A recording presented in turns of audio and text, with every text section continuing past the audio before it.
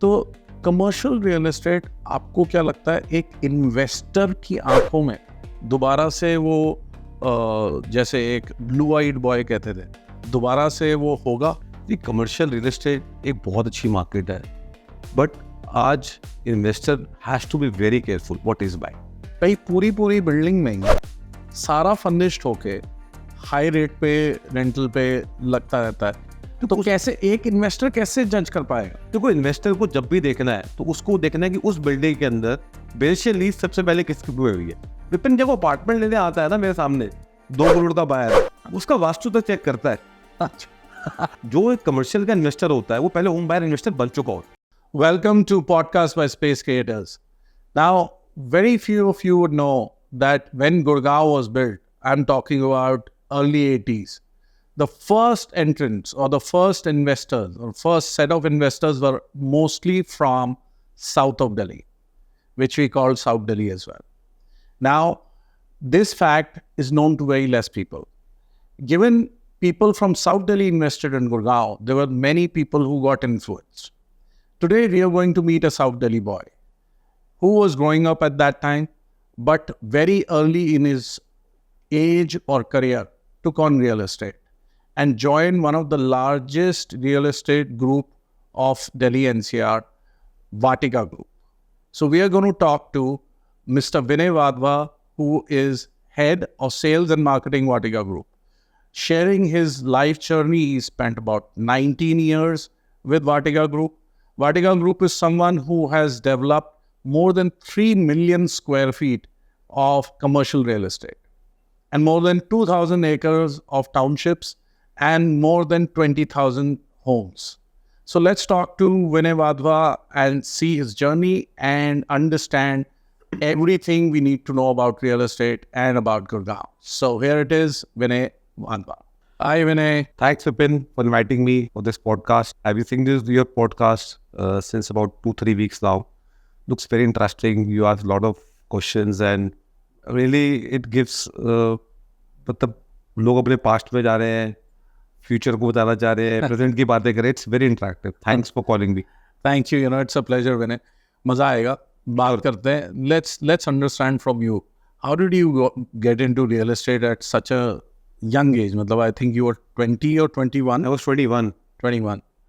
So बिल्कुल बड़ी छोटी सी स्टोरी है. मैंने कभी सोचा नहीं था मैं रियल एस्टेट ज्वाइन करूँगा. I was doing my BCom honors from Delhi University and I was thinking to do CA or maybe some other course, aviation course. But in year 2003, Okay. my dad had a heart attack. So it was a very massive heart attack. He was admitted to the hospital. He had a angioplasty. So my father was in his profession, in real estate profession, first since now about 40 years now. Wow. So I wanted to support my father because I'm the only son. So I thought of supporting him. So from the college time, I was in the first year only. So मैंने सोचा उनको मैं support करता हूँ. So that is how I entered into this field. Okay. So second year में था मैं, तब हुआ. तो second year में तो वो ज़्यादा मैंने support करा नहीं. जब मेरे college खत्म हो गए तो फिर it was मैं ये सोच रहा था कि मैं MBA अभी करूँ, 6 महीने बाद करूँ, साल बाद करूँ. तो फिर डैड ने बोला तू सोच ले, तू अभी मेरे साथ तो ज्वाइन तो करे एक बारी and see how the world is. मैं 1-2 महीने उनके साथ गया विपिन, बट मेरे को ना जैसे यार अब कॉलेज छोड़ा, स्कूल छोड़ा, एक इन्वायरमेंट था, मेरे को इन्वायरमेंट समझ नहीं आया. तो but dad knows a chairman sir, Gautam sir, Gaurav sir. तो उन्होंने बोला कि मैं एक बारी I will request if you can be adjusted as a management training. So yeah, At Vatika Group. at Vatika. So in October 2005, I joined Vatika with the vision of doing work for 6 months only. But आज with God's grace and with management support, it's been 19 years. Wow. So I'm now heading sales. So it's a fabulous journey. I had learned a lot. Can't explain here. It's a massive journey. Massive experience. Like from management trainee, Yeah. 21-year-old Vinay as management trainee, and now 40-year-old Vinay, I think you just had your... Yeah. Head of sales and marketing, okay, बहुत सारे ups and downs देखे होंगे, बहुत सारी victories देखी होंगी, बहुत सारे फेलियर्स देखे होंगे, बहुत सारे अच्छे कस्टमर्स मिले होंगे, बहुत सारे कस्टमर्स परेशान भी हुए होंगे. Excellent. So, I'll just ask you one question. If you were born again, would you get into real estate again? जो बंदा रियल एस्टेट कर लेता है ना, उसके बाद कुछ और कर ही नहीं सकता विपिन. आप खुद बताओ ना अपने बारे में भी कुछ. मतलब you're doing a co-working space, but I think does it give you more interest in co-working or in real estate? You tell me. See, for me, co-working is also real estate. Yeah, it's a real estate. That is why I'm interested in that. Anything connected to real estate, I'll do. But core is selling. Core is selling. Yeah. तो जो आपकी sales है, जो जिस तरीके से आप जब कस्टमर से बैठते हो, तो वो एक अलग नशा है. वो ब्लड में है. वो घुस जाता है. वो घुस जाता है. You can't do anything. Today also, most of my team does the work. मेरे को फाइनेंस, अकाउंट्स, मार्केटिंग, HR ये सब देखना पड़ता है, बट बोरिंग है वो सब. जब सेल करते हो, जब आप कस्टमर को खुद लेके जाके साइट दिखाते हो और उसको प्रोडक्ट समझाते हो, वो जो नशा है, यू नो दैट, वो किक है. वो किक है. वो किक मिलती सेल करके ही है. हाँ, कि कुछ करा है. And I've seen you on the court. I've seen you कि मतलब मैंने अपने कस्टमर्स के साथ देखा है और कोई कस्टमर्स के साथ देखा है. You don't care that you're head of sales or marketing. You will just jump into sales. Because मेरे को ना पैशन है. मतलब I love to interact with people. I'm a social animal. मतलब आपसे अगर आऊँगा तो कुछ बात तो सीख के जाऊँगा ना आपसे. तो I love to spend time with people. जब कोई इन्वेस्टर आता है तो जरूरी छोड़ी कि मैं उससे सिर्फ प्रॉपर्टी की बात नहीं करता हूँ. We talk about family, we talk about business, market. तो इंटरेक्शन है. सीखने को तो मिलता है यार. Life is learning. You have to learn till the time you die. तो सीखना ये तो सेल्स के अंदर जितना सीखने को मिलता है ना, कहीं नहीं मिल सकता है. I know it is very dynamic. Every sale is different. Now that हम मार्केट की बात कर रहे हैं, एक बात बताओ, ये जो कोविड के बाद हुआ है, 2020 के बाद हुआ है या 21 ऑनवर्ड्स हुआ है, ये क्या हुआ है? Suddenly what has happened that real estate is going through the roof? मतलब not only in Gurgaon, everywhere, but Gurgaon especially. क्या हुआ क्या है? हुआ कुछ नहीं paper. It was a very simple maths. 2020 तक ना लोगों को आदत थी मतलब कि कॉम्पैक्ट हाउस लेने की. कॉम्पैक्ट की यार इतनी हम ना इतना ही घर लेंगे, बाकी हम सेविंग करेंगे. अब क्या हुआ, जो कोविड आया, पीपल रियली फेल्ट कि यार घर बहुत छोटे हैं.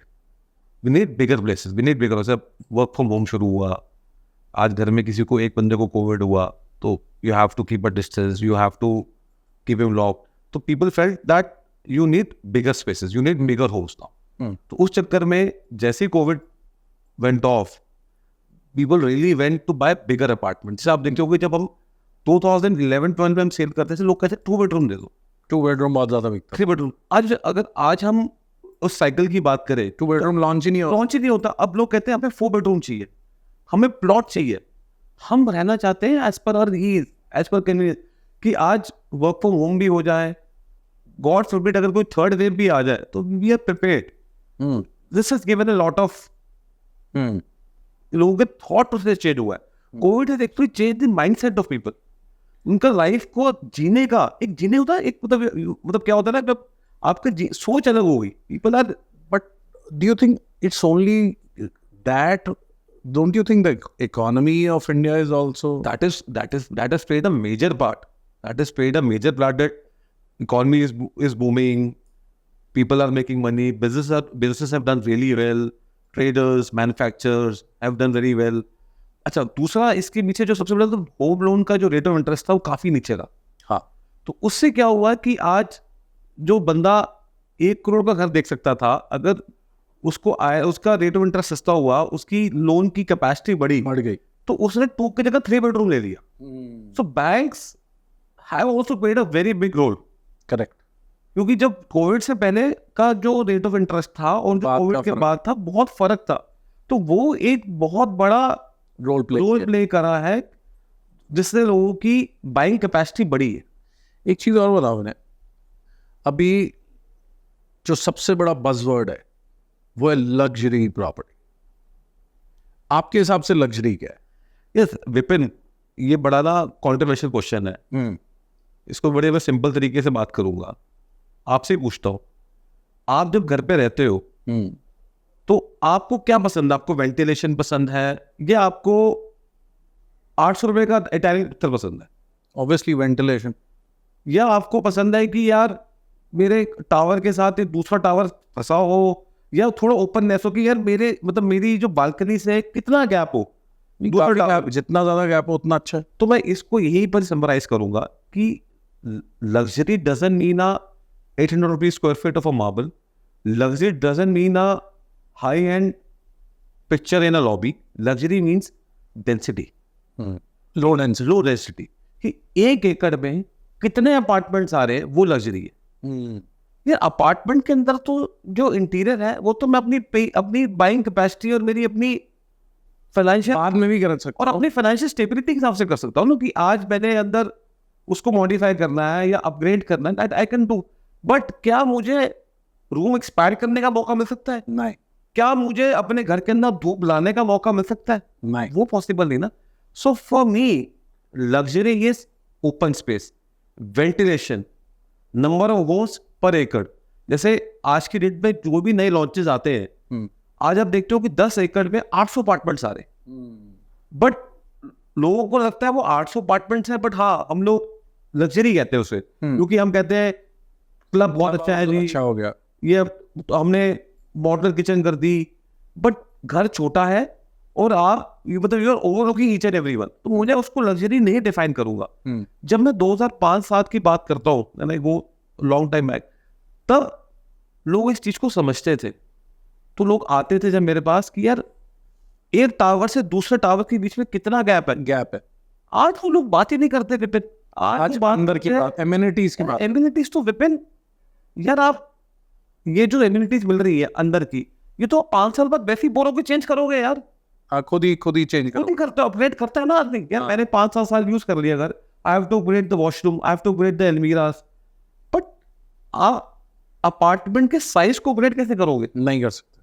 तो उसकी एफिशिएंसी को नहीं चाहिए, एफिशिएंसी को मैच नहीं कर सकते। तो आज भी with my experience, I can want to share with the people who are viewing me, कि you don't go by those specifications, go by the layout, go by the efficiencies and see कि यार कितना ventilated है। हवा तो आ रही है ना, घर में धूप आती है ना यार। अब 800 घरों में 10 एकड़ में धूप नहीं आएगी, वो रेयर टावर्स में धूप आएगी विपिन।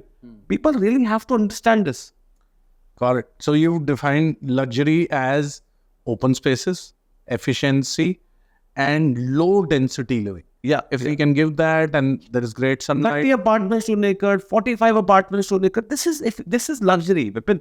यार ओपननेस है ना यार, आज खुली हवा यार, जिसके लिए आज हम सब खुली हवा के लिए हम लोग आउट स्टेशन होम्स लेते हैं। क्यों लेते हैं? अब खुली हवा चाहिए। जहाँ रह रहे हो वहाँ तो साल के 300 दिन रह रहे हो, वहाँ तो खुली हवा रही यार। और आप ठीक कह रहे हो, ये गुड़गांव में पॉसिबल है अभी, क्योंकि अभी बहुत सारी नई डेवलपमेंट आ रही है, तो बहुत ये सब पॉसिबल है। बट एक बार सब बन जाएगा, जो चीजें बनती जाएंगी उसके बाद तो पॉसिबल नहीं है। तो दिल्ली में आज ये इतनी आसानी से पॉसिबल नहीं है, बट गुड़गांव में है, 100% है। Good. One more question, in this scenario जो कुछ पॉलिसीज आई गवर्नमेंट की, जैसे दीनदयाल जन आवास योजना आई, तो छोटे साइज के भी प्लॉट्स निकाले। somebody who couldn't afford a 300, 400, 250 गज के प्लॉट, 100, 125, 150 गज के प्लॉट, ये पॉलिसीज ने कितना हेल्प किया या कितना इम्पैक्ट किया एक होम बायर? देखो विपिन, जब हम अपने आप, जब if you remember your fathers thought, your grandfathers thought, कि यार जमीन होती है।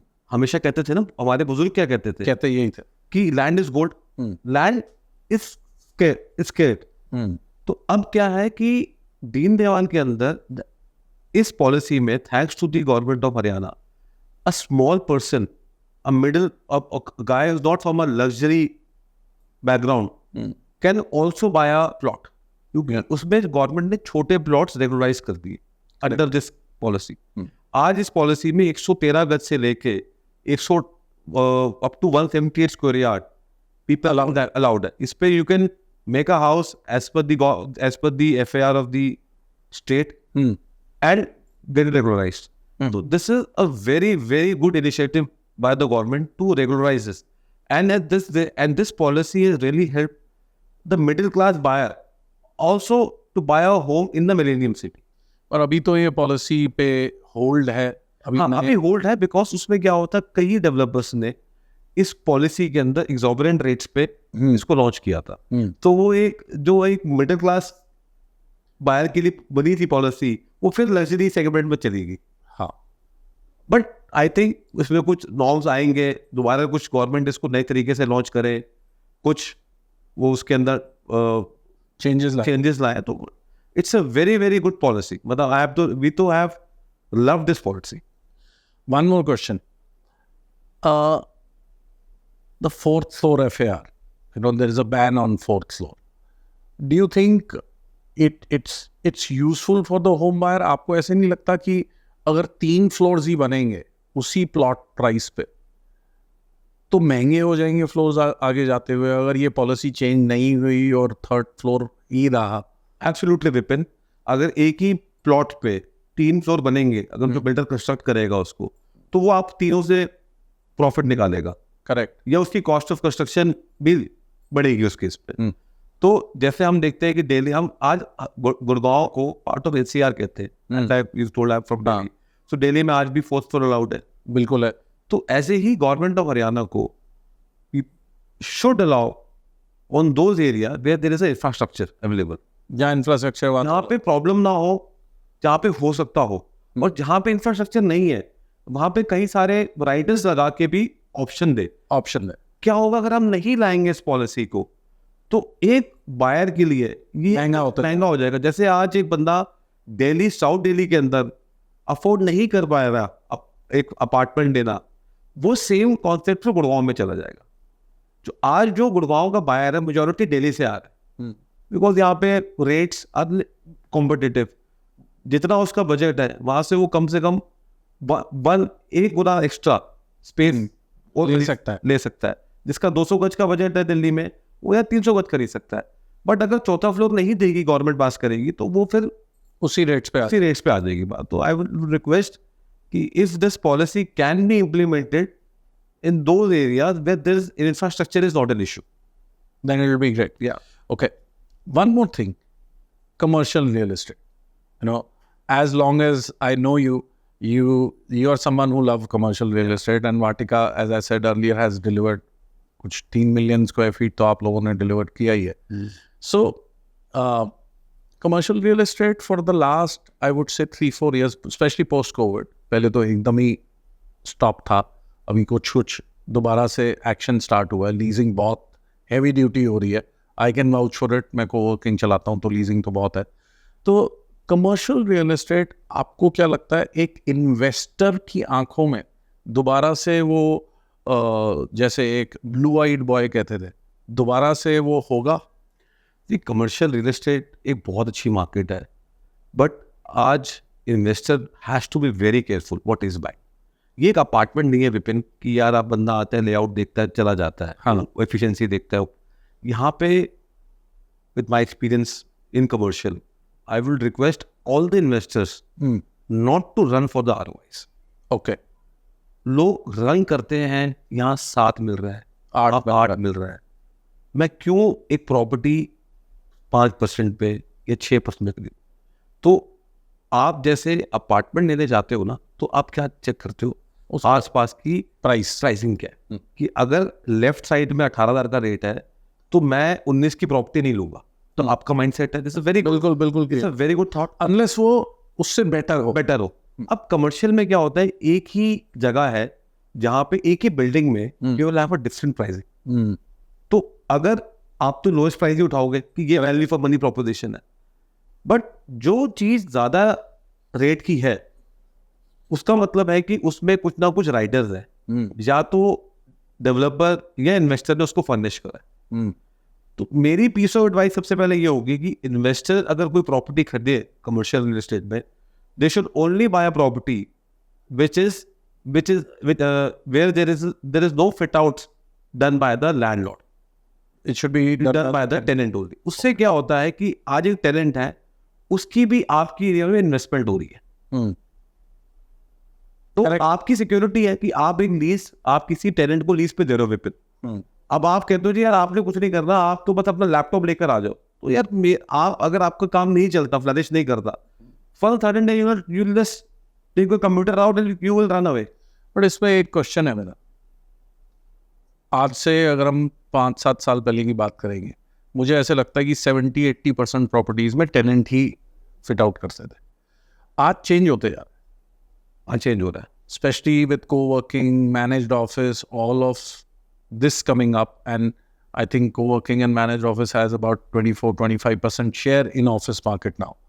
So most of the leases which are happening are all furnished spaces. आपका मतलब वो फिर खरीदनी नहीं चाहिए इन्वेस्टर को? देखो यार, को working is a different concept. को वर्किंग के अंदर जो आपसे आप को वर्किंग चला रहे हो, हाँ जी, आप पैसा लगा रहे हो अपने अपने फ्लोर के ऊपर, हाँ, दैट्स समथिंग डिफरेंट। बट आप सपोज एक कंपनी आती है और वो कहती है कि यार, और मैं उसका लैंडलॉर्ड हूँ और आप मेरे को कहते हो कि यू डू द फर्निशिंग, तो मेरे स्टेक्स क्या है? मतलब बड़ा सिंपल है विपिन, मेरे आज हम रियल एस्टेट पे स्टेक्स की बात करते में भी वो आप समझो मैं क्या कह रहा हूँ। कोवर्किंग में भी मोस्ट लीजेस जो होती है, most, I will not say all, but 75-80% leases जो कोवर्किंग ऑपरेटर है वो इंटीरियर्स नहीं करता है, interiors are done by the landlord, okay. तो बट मैक्सिमम लीजेस ही कोवर्किंग की हो रही है इस समय, तो वैसी प्रॉपर्टी नहीं लेनी चाहिए। देखो विपिन, ऑल डिपेंड करता है रेंटल्स के ऊपर। इसको मैं थोड़ा सा और इसको थोड़ा सा करता हूँ। सपोज करो किसी बिल्डिंग में बेशल रेंटल है 70 रुपए का, ठीक है, और आप कहते हो कि फर्निश करके मैं इसको 80 रुपए में प्राइस, 80 रुपए की लीज है, तो मैं स्टिल बोलूंगा इन्वेस्टर को उसमें कर ले। बट अगर उसका रेंटल 70 रुपए का है उस बिल्डिंग का, और आप उस बिल्डिंग को 95 रुपीज से आपसे कैपिटलाइज कर रहे हो, तो मेरी इन्वेस्टर को एडवाइस नहीं गई। और ये बड़ा टेक्निकल चीज़ है विनय।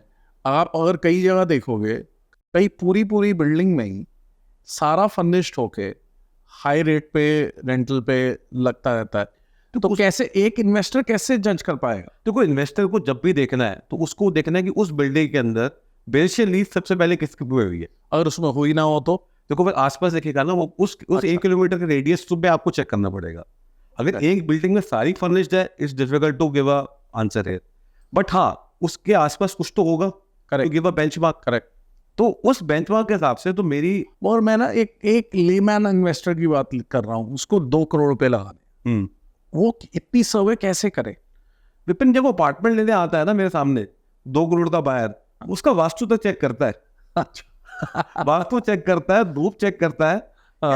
होम, जो एक कमर्शियल का इन्वेस्टर होता है वो पहले होम बायर इन्वेस्टर बन चुका होता है, करेक्ट। उसके बाद जब वो होम बायर इन्वेस्टर होता है ना, तो he is intelligent buyer for me. हाँ, तो मैं चाहता हूँ वो अपनी इंटेलिजेंस कमर्शियल रियल एस्टेट में यूज करे। Just to summarize it again, commercial investor को ना ROI नहीं देखनी, उसको प्रॉपर्टी की वैल्यूएशन देखनी, correct. So he should not run on ROI. This is what is actually making him lose his money at later stage. Correct. Thanks you. Now, एक और चीज़ है मैंने पिछले 4-5 साल में अगर आप एक ट्रेंड देखोगे, वो है अराउंड SEO, जिसको हम कमर्शियल प्लॉट भी बोलते हैं, ठीक है।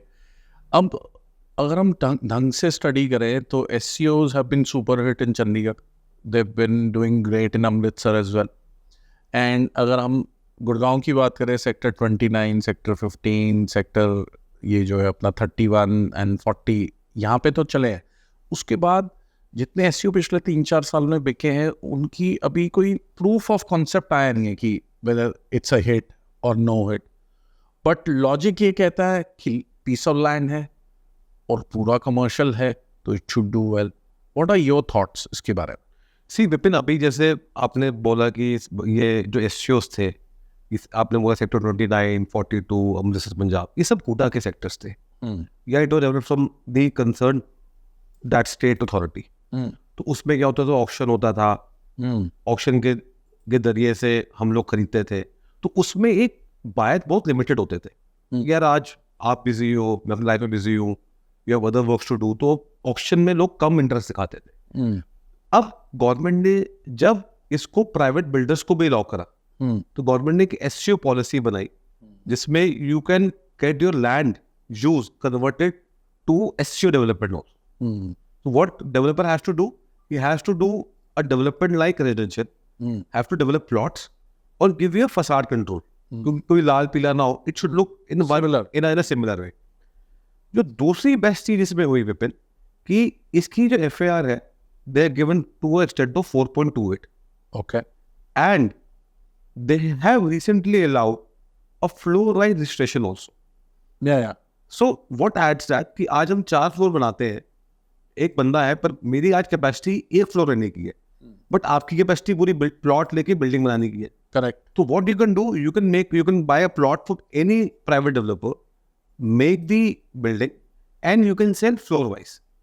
So जैसे रेजिडेंशियल के अंदर ये प्लॉट्स के अंदर you can sell floor wise, commercial SUS के अंदर you can lease floor wise, you can sell floor wise. So this has really given lot of boost to this sector. दूसरा ये तो इंपॉर्टेंस होगी किसी एक रिटेल इन्वेस्टर को लेके. अब ये रिटेलर को कैसे बेनिफिट करता है? आज के डेट में हम मार्केट्स में जाते हैं या मॉल्स में जाते हैं, तो अगर एक दुकान 1000 स्क्वायर फीट की है तो उसको उस पर 450 से 500 स्क्वायर फीट कारपेट एरिया मिलता है. करेक्ट. 50% एफिशिएंसी मिलती है. उसके बाद उसकी जो कॉमन एरिया, जिसे हम कैम कहते हैं, कॉमन एरिया मेंटेनेंस, वो काफ़ी हाई होती है, अराउंड 35-40 रुपीज स्क्वायर फीट. यहाँ जो रिटेलर लेता है, जो सक्सेस क्यों है, क्योंकि एक मार्केट के चलने के लिए उसमें रिटेलर आ रहा है और वो खुश है और वो कमा रहा है, तभी मार्केट चलती है. करेक्ट. तो इस केस में जो रिटेलर है, ही इज एक्चुअली पेइंग. ये जो एसयूज है, ये जब बनते हैं, इट इज सोल्ड और leased on built up areas. तो उसमें बेनिफिट, अगर मैं रिटेलर हूं तो मेरे को जो रेंट देना है अपने एरिया का देना है, मेरे को जो कॉमन एरिया का देना है. तो लुक एट माय सेविंग. दूसरा, my maintenance here is negligible. मैं पे करूं 3 से 4 रुपए फुट, जिसमें मेरा बहुत अच्छी मेंटेनेंस है, मेरे को गार्ड रखना है, और डेवलपर उस एरिया को पूरा मेंटेन कर रहा है, और डेवलपर पूरे उस कैंपस को 10 एकड़ का है, 5 एकड़ का है, उसमें कॉमन पावर बैकअप भी देता है. Got it. सो एक रिटेलर के लिए सक्सेसफुल होगा क्योंकि वो बिल्टअप पे दे रहा है अपना rental, plus his camp charges have drastically gone down. So this policy is very very useful. इसमें बड़े सिंपल मैथ्स जो मैंने देखी लोगों के साथ, एक इन्वेस्टर के लिए I just want to put कि आज किसी भी एवरेज आप एसयूएस आप मार्केट्स में देखते हो, ग्राउंड फ्लोर आप 150-200 पे जाता है, फर्स्ट फ्लोर 100 पे जाता है, एवरेज बात कर रहा हूँ. I am not going into any specific area in Gurgaon. अगर हम इसमें एवरेज 100 रुपए रेंट पे चला देते हैं, इसकी मैथ्स बहुत लंबी है, कभी डिटेल में बैठेंगे तो बताऊंगा आपको. अगर हम 100 रुपए भी पूरी बिल्डिंग चला देते हैं तो किसी भी इन्वेस्टर की रिटर्न 10 से 11% आ सकती है.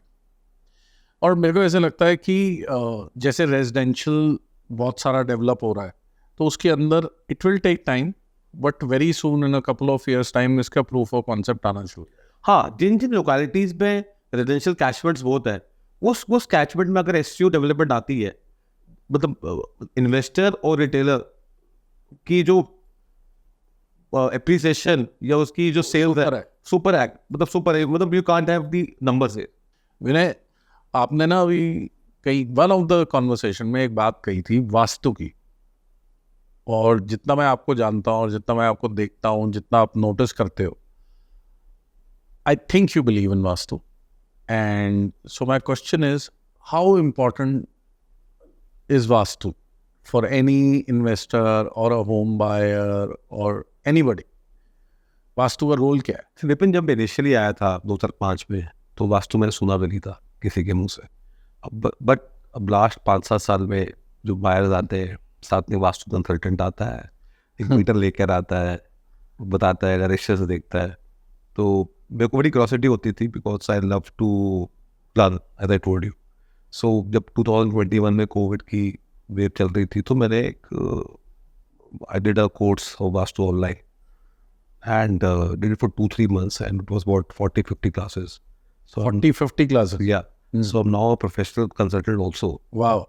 So, but I don't use it often because I don't have time to use it. But मैंने basics बहुत कर लिया, मतलब I have a degree to do consultancy. To do consultancy. मैं वास्तु के बारे में सिंपल बोलूँगा कि vastu is all about energies, और एनर्जी सारी अच्छी होती है. इट डिपेंड्स कि वो किस डायरेक्शन में कहाँ यूज होता है.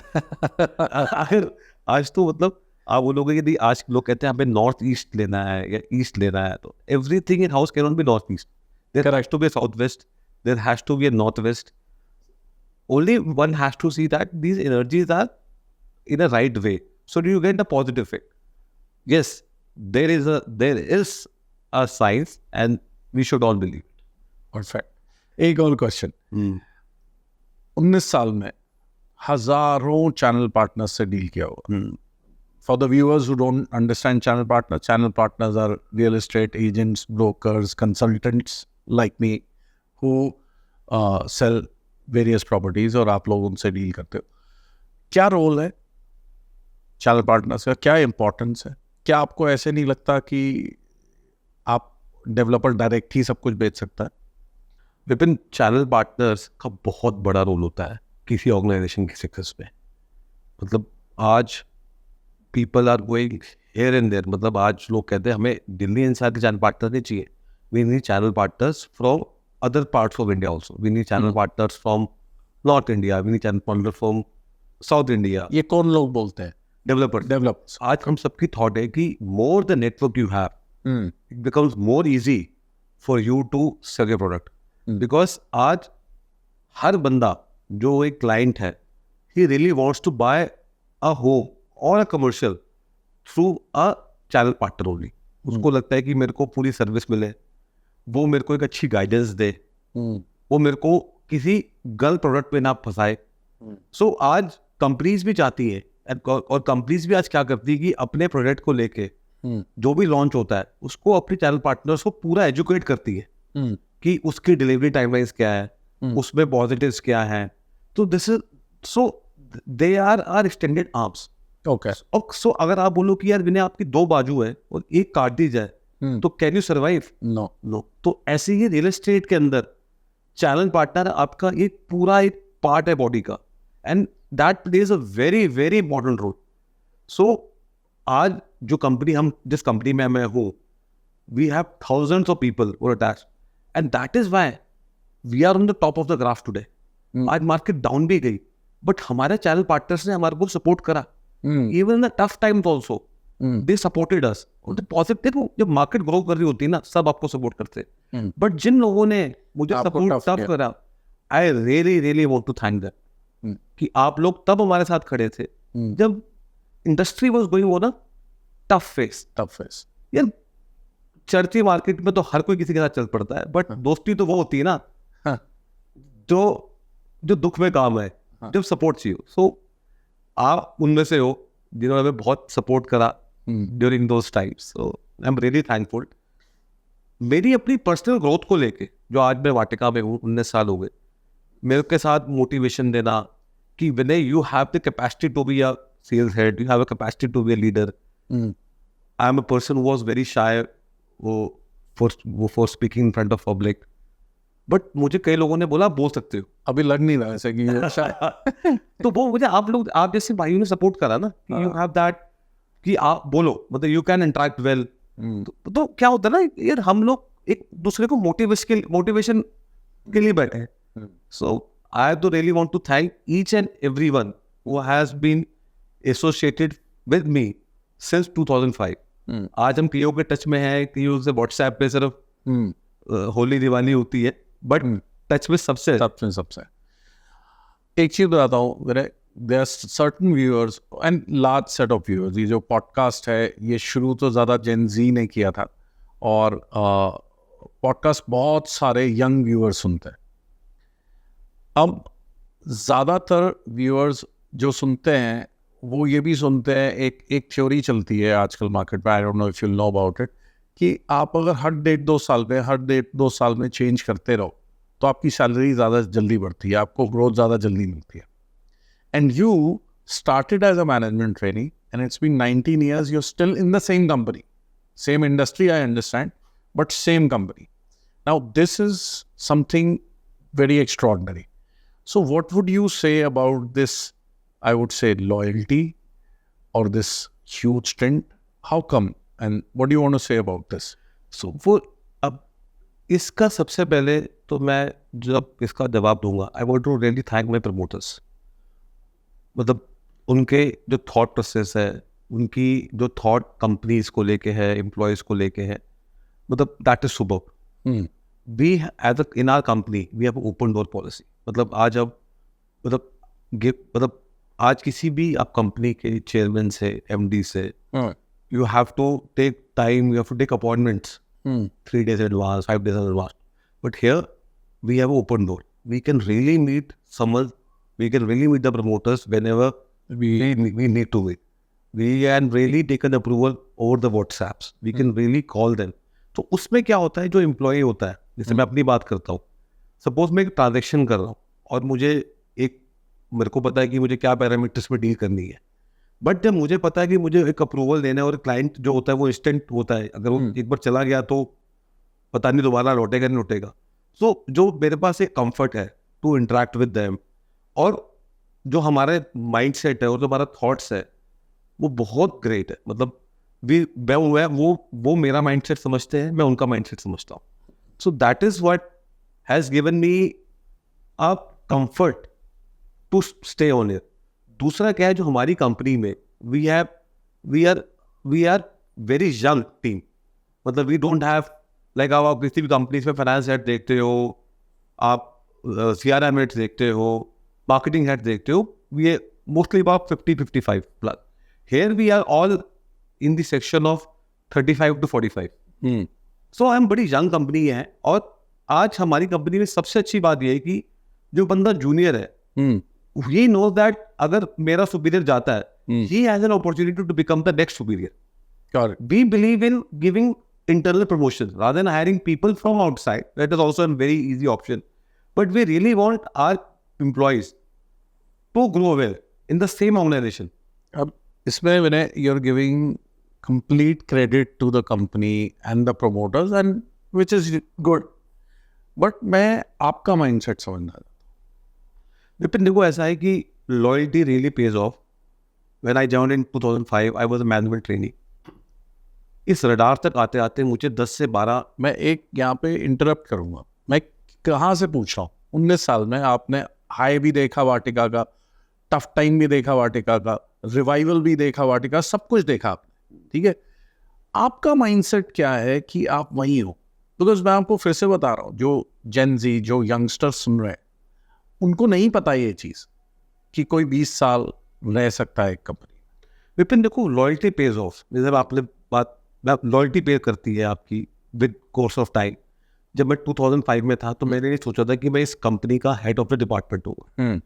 बट मैं 2006 में प्रमोट हुआ, 2008 में प्रमोट हुआ, 2011 में हुआ, 15 में हुआ, 18 में हुआ, 21 में हुआ. तो अगर एक जो यंगस्टर्स सुन रहे हैं, अगर उनको सेम ऑर्गेनाइजेशन में if they are getting the chance to grow, तो उनको वहां पे स्टिक करना चाहिए. वो लॉयल्टी लास्ट में पे ऑफ करती है. It doesn't mean that if I change then only I can be a sales head और I can only be a GM. आप इसमें एक मेरा एक डिफरेंस ओपिनियन रहेगा. अगर आप सपोज करो 5 साल में 3 बार चेंज करके GM बन गए, क्या आप GM बनने के लायक हैं अभी? क्या आपके पास वो मेच्योरिटी डेवलपमेंट है आपकी? हाँ, क्या आपके पास वो मेच्योरिटी है? तो लोग बन जाते हैं, बट क्या आप कंपनी के पेस के साथ काम कर सकते हैं? रियल एस्टेट के अंदर एक ऑर्गेनाइजेशन, क्योंकि रियल एस्टेट बहुत वास्ट है, आप जिस कंपनी से अटैच्ड हो, आपको उसके इन डेप्थ होना, उसकी कंपनी की नॉलेज होना बहुत जरूरी, तभी आप उसको आगे इन्वेस्टर्स को और अपने चैनल पार्टनर्स को बता सकते हो. अगर आप साल 2-2 साल में चेंज करते रहोगे तो आप कंपनी के बारे में जानोगे कैसे?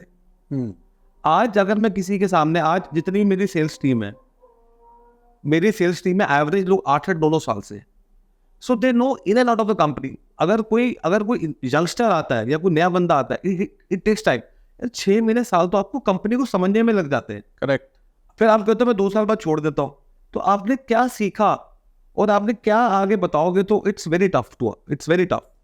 अब ये क्वेश्चन क्या चैनल पार्टनर्स पे भी लागू होता है? चैनल पार्टनर्स की टीम्स पे सेम हियर. मतलब आज जैसे आपकी टीम है, I have seen people with you since ages, तो आप भी शायद ये फर्क महसूस करोगे कि जो आपकी टीम में जो लोग हैं, जो आपके साथ अटैच 4-5 साल से, वो जिस तरीके से आपकी कंपनी की पोजीशनिंग कर सकते हैं, वो शायद नया आदमी इतनी जल्दी नहीं कर सकता, क्योंकि वो आपको जानते हैं, वो आपको समझ पाते हैं. Real estate is not like कि ये प्रोडक्ट है जी, 100 रुपए का, ये बस इतने का है, उसको यार you have to give him satisfaction, you have to give him confidence about the company. अरे को खुद तो समझ में आना चाहिए। आपकी मेरा पॉइंट जो सबसे इंटरेस्टिंग लगा मुझे और बड़ा इंपॉर्टेंट पॉइंट है कि आप बन तो जाओगे जीएम, हाँ। मगर क्या आपकी वो मेच्योरिटी, वो नॉलेज, वो सब कुछ होगी? तो तभी मेरे ख्याल से जब कोई आता है, कोई एक इन्वेस्टर आता है या कोई कस्टमर आता है, वो जब कस्टमर आपसे मिलता है, एक हेड ऑफ सेल्स है जो सब कुछ करके निकला है और एक जम करके निकला है, तो उसकी मेच्योरिटी लेवल में मेरे ख्याल से उनको फर्क, क्योंकि वो कंपनी के बारे में जानता है, उसे कंपनी की अगर वो कंपनी के पास्ट में भी जाता है हमारे साथ, तो हम कंपनी के पास्ट को बताते हैं कि यार ये है, तो ये प्रॉब्लम थी, तो इसका सोल्यूशन भी निकला है। बट जो नया बंदा आएगा, मतलब नया हर जगह आता है, आई एम नॉट सेइंग कि नया बंदा आ नहीं सकता, but whosoever joins somewhere here and there should give minimum 5 years in that organization. मतलब I would say a person should give, a youngster should give 5 years. उसको क्या होता है जब वो आगे किसी ऑर्गेनाइजेशन में जाता है, क्योंकि क्या होता है, आप अपने साथ आज मैंने क्या एसेट बनाए, मैंने अपने साथ अपने एसेट अपने चैनल पार्टनर बनाए। करेक्ट। आज अगर मैं अपने चैनल पार्टनर को बोलता हूँ कि मैंने यार विनय वाटिका से भी कंपनी में गया है, काम कर सकते हैं कि विनय स्टेबल है, वो रहेगा यार। अगर आप बोलो कि विनय यार 2 साल बाद तो फिर चेंज करता रहता है, क्या काम करे इसके साथ? मतलब जैसे हम सरकार की स्टेबिलिटी के ऊपर पैसे लगाते हैं, हाँ, इन्वेस्टर सरकार की स्टेबिलिटी पे लगाते हैं, वैसे ही एम्प्लॉयज की स्टेबिलिटी पे भी लगाते हैं। हाँ, स्टेबिलिटी आपको पता है, आप जब हम जाते हैं स्टेबल है, आज हम जा रहे हैं, आज हमने कोई ट्रांजेक्शन करी है, तो आज हमारा बंदा बहुत कंफर्ट होता है विपिन कि खास रियल एस्टेट में द फेस 2-2, 3-3, 4-4 साल प्रोडक्ट डिलीवर होने में लगते हैं। तो जो आपके साथ फेस डे 1 पे था और आपके साथ अगर वो फेस कंटिन्यू करता है, जो आपका इन्वेस्टर होता है और आपका चैनल पार्टनर, वो कंपनी में और ज्यादा ट्रस्ट करता है कि कंपनी अच्छी है, तभी ये एम्प्लॉय भी यहाँ पे। करेक्ट।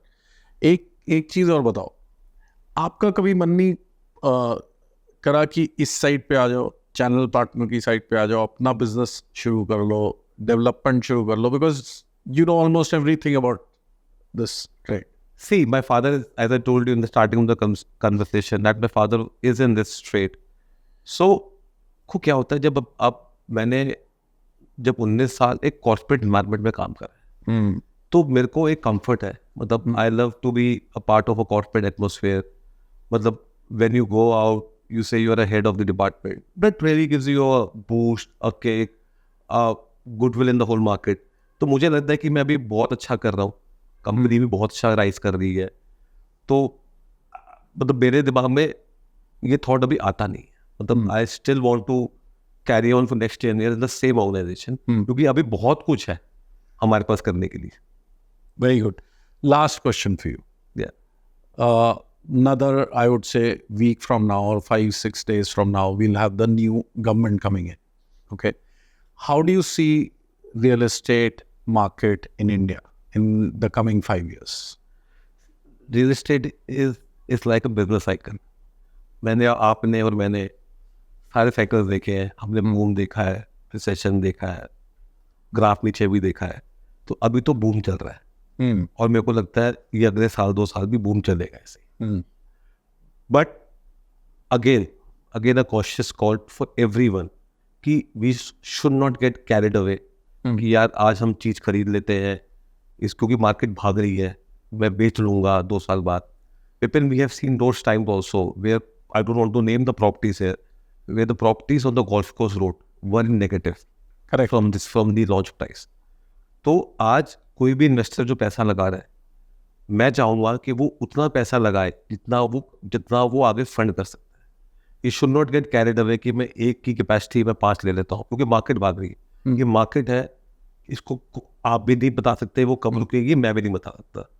सो आज अगर सपोज करो आप कोई अपार्टमेंट लेते हो और आपको लगता है कि मैं सिर्फ 4 किस्तें दे सकता हूँ उसका, ये 40% दे सकता हूँ, 50% दे सकता हूँ, तो मेरी एडवाइस नहीं होगी आपके मेरी, क्योंकि अगर आप चर्न आउट कर गए तो आप बोलोगे मैं रियल एस्टेट गुरु, जितने पैसे हैं उतने इन्वेस्ट करें। आप अपने आपको, आपने क्या पता 40-50% लगा के पैसे कमाए होंगे और आप अपने आपको रियल एस्टेट गुरु कहते हो, वो आप गुरु नहीं हो, market Guru. So you should have your finances with you, क्योंकि अगर मार्केट नीचे चली गई तो you can not ask a developer और यू बाट अपार्टमेंट फर्म कि भाई मेरे पैसे वापस कर दे, क्योंकि वो पैसे आपके आगे रीइन्वेस्ट कर चुका होगा. सो Perfect. तो मार्केट ठीक है, ठीक रहेगी, but be cautious. Got it. Thank you so much, Vinay. I think it was a fabulous conversation. बहुत मजा आया. And I wish हम थोड़ा और लंबा बात करते. But very soon we will have you again on our podcast. And your insights I'm sure will be very, very useful for the investors, end users, channel partners, everybody. Thank you so much for being with us. Thank you Vipin, it was great interacting with you. जब भी बात करते हैं ना, हम लोग कुछ नया सीखने को मिलता है आपस में. हाँ. तो आज भी अच्छा लगा. मिलते रहेंगे, बात करते रहेंगे. एक सीजन इन्वेस्टर या एक मंजे हुए खिलाड़ी से बात करने का मज़ा कुछ और होता है. और आज एज अ पॉडकास्टर मुझे ये मज़ा बहुत आया विनय वाधवा से बात करके. I wish him all the best, and I wish him that he continues advising people and continues his journey in real estate this way. And we shall see you again with another seasoned player very, very soon. Loads of love from Podcast from Space Creator.